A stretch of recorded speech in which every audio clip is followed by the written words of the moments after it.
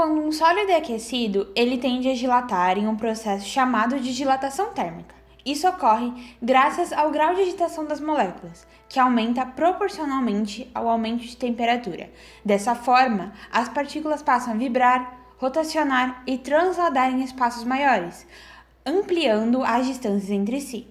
Existem três tipos de dilatação: a linear, em uma dimensão, superficial, em duas, e volumétrica, em três. Todo sólido, de fato, dilata em três dimensões, mas, muitas vezes, uma ou duas dimensões podem ser expressadas no conteúdo de análise.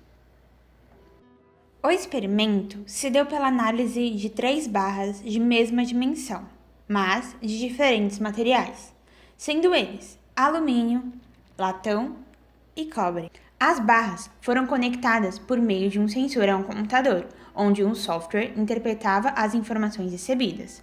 Um maquinário alimentava a barra termicamente por meio de vapor d'água, provocando a dilatação. Para evitar perda de calor para o ambiente, uma espuma foi responsável por isolar o sistema, possibilitando uma maior proximidade com a teoria.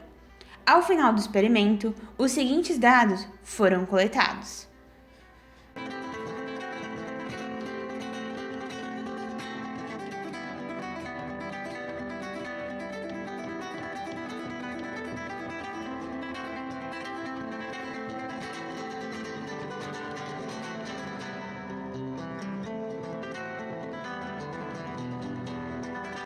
É importante conhecer como funciona a dilatação para cada material, de forma que se possa prever variações de tamanho ao longo do tempo e evitar esforços desnecessários que levem, por exemplo, à fadiga. A isso, damos o nome de coeficiente de dilatação, que determina quão sensível o material é a variações de temperatura.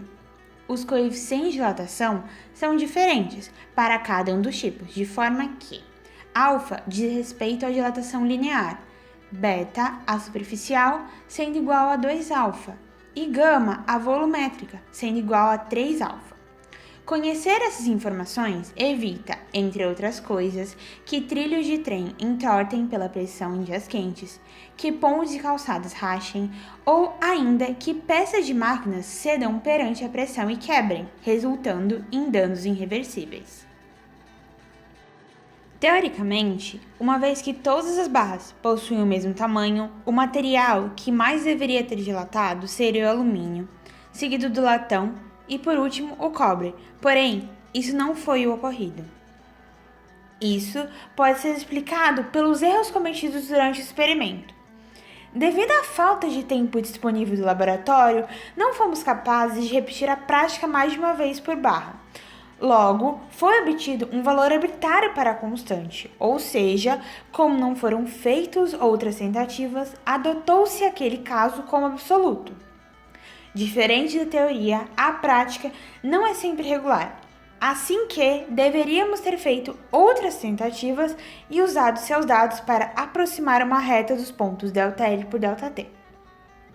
Notamos uma diferença na evolução do aumento da barra comparado ao aumento da temperatura, ou seja, mesmo depois da barra ter parado de expandir, a temperatura ainda demorou a se estabilizar.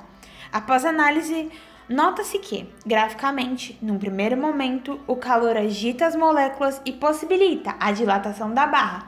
Contudo, o vapor de água continua conduzindo energia pela mesma até encontrar o equilíbrio térmico, por isso que a temperatura demora para estabilizar.